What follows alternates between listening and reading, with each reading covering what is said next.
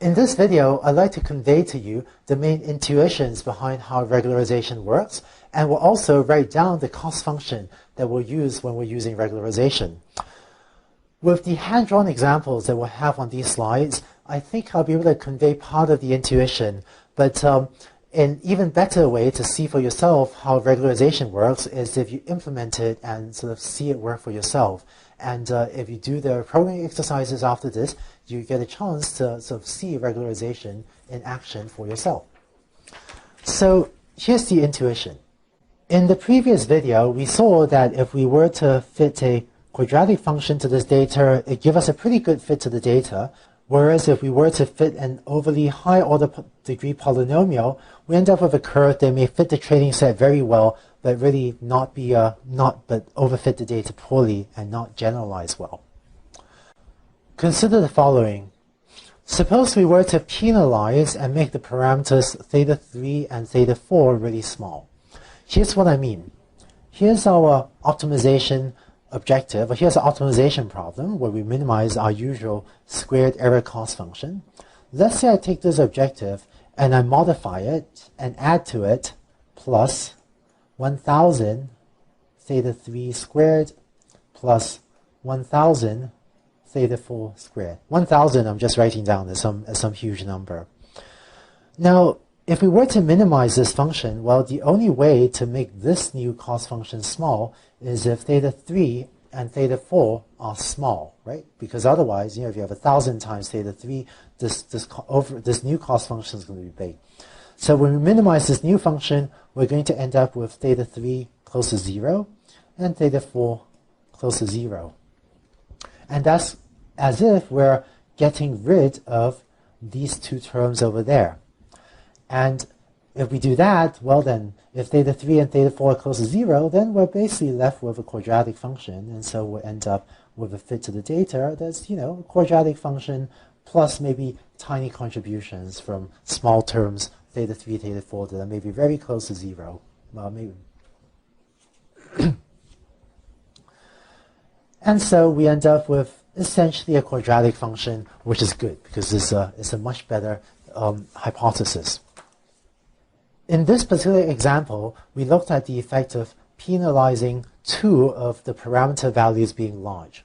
More generally, here's the idea behind regularization.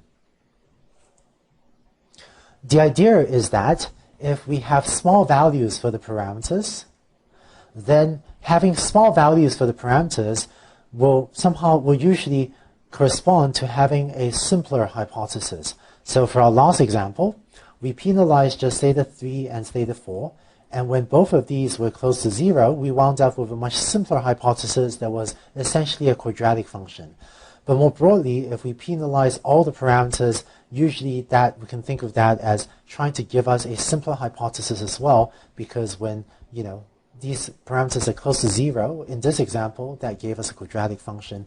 But more generally, it's possible to show that having smaller values of the parameters corresponds to usually smoother functions as well that are simpler, and which are therefore also less prone to overfitting. I realized that the reasoning for why having all the parameters be small, why that corresponds to a simpler hypothesis, I realized that reasoning may not be entirely clear to you right now, and it is kind of hard to explain unless you implement it yourself and see it for yourself. But I hope that the example of having theta3 and theta4 be small and how that gave us a simpler hypothesis, I hope that helps explain why, at least give some intuition as to why this might be true. Let's look at a specific example. For housing price prediction, we may have our 100 features that we talked about, where maybe x1 is the size, x2 is the number of bedrooms, x3 is the number of floors, and so on, and we may have 100 features.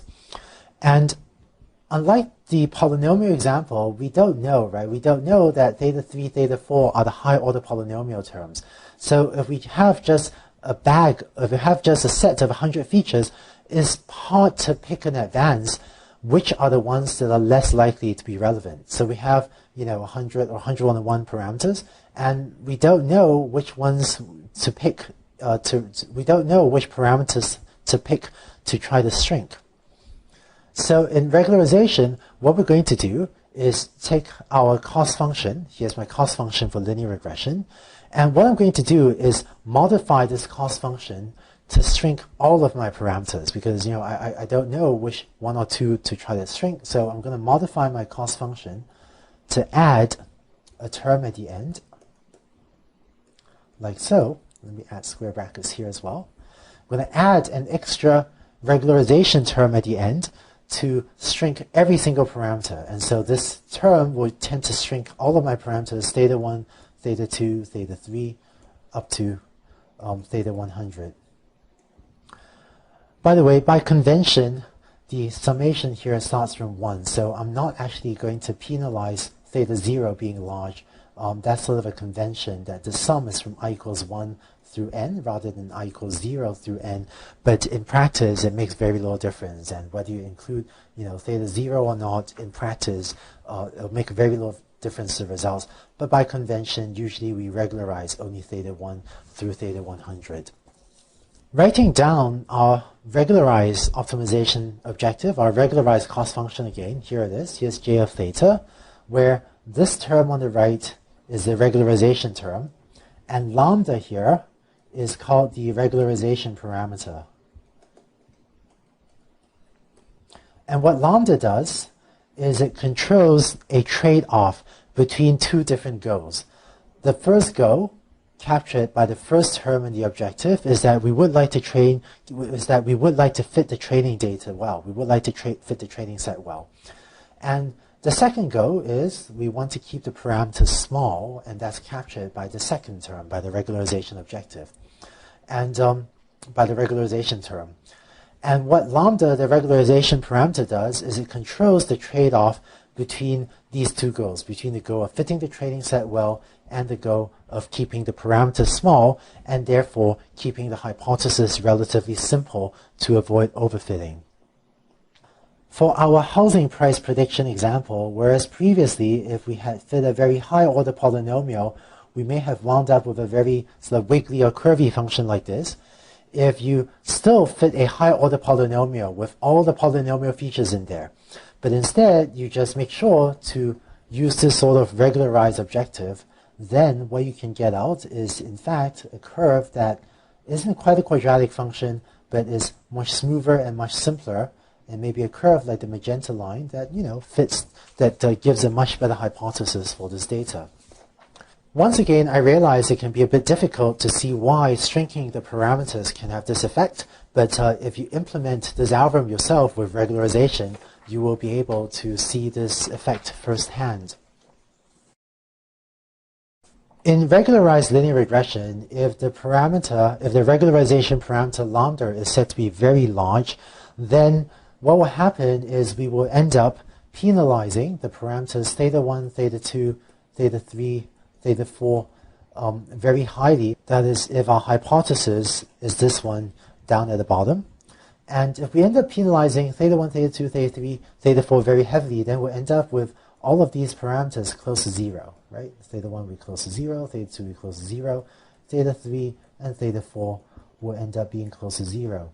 And if we do that, it's as if we're getting rid of these terms in our hypothesis, so that we're just left with a hypothesis that looks like that. It says that, well, housing prices are equal to theta 0, and that is akin to fitting a flat horizontal straight line to the data.